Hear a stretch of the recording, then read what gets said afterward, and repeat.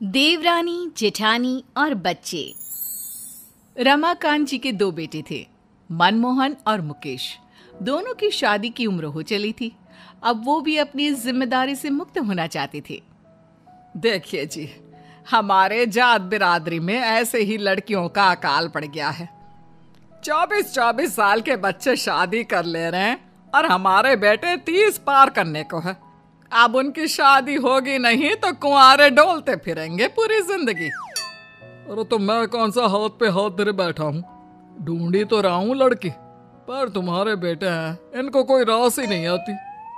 तभी दोनों भाई दुकान जाने के लिए निकलते हैं। लो आगे लाड साहब आपके।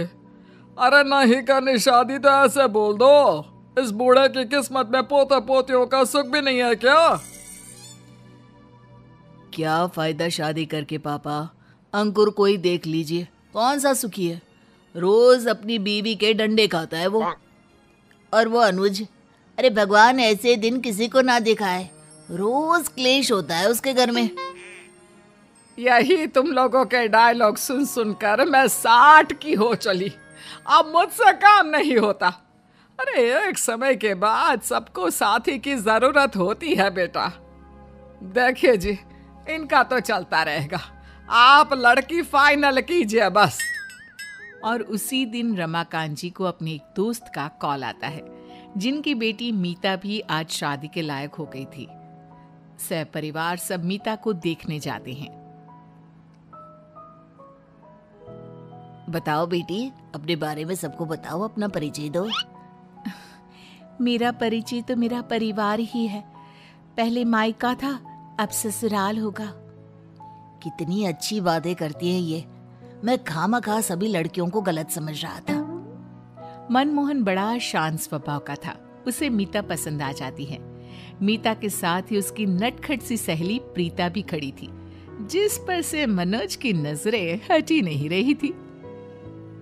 ठाकुर जी की रहमत देखो, लगता है आज दो बहुएं यहीं से लेकर जाएंगे।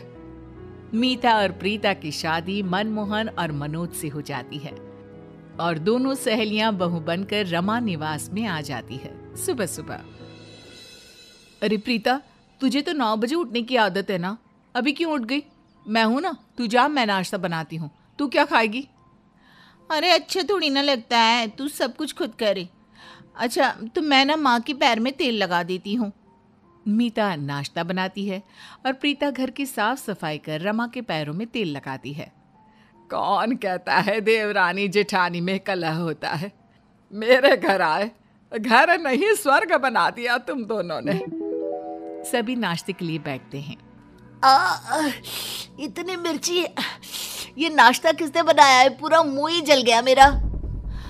गलती हो गई भैया, मुझसे ही मिर्ची ज्यादा गिर गई, वरना मीता तो मिर्ची खाती ही नहीं। दोनों बहुओं के बीच ऐसा प्यार देखकर रमाकांत की तो आंखें भर जाती है। दोनों मिलजुल कर रहती, काम भी बांट कर करती। घर में कभी ऐसा लगता ही नहीं कि देवरानी जेठानियां रहती हैं। दोनों बहनों की तरह रहती थी। फिर एक दिन प्रीता को उल्टियां होने लगी और उसे पता चला कि वो माँ बनने वाली है। मीता, मैं माँ बनने वाली हूँ। आज भगवान ने सारी खुशियाँ मेरी झोली में डाल दी। हाँ, तुम आराम करो। अपनी देवरानी के माँ बनने की खुशी मीता को खटक जाती है। घर में बड़ी बहू के होते हुए भी घर को वारिश छोटी बहू देने वाली थी।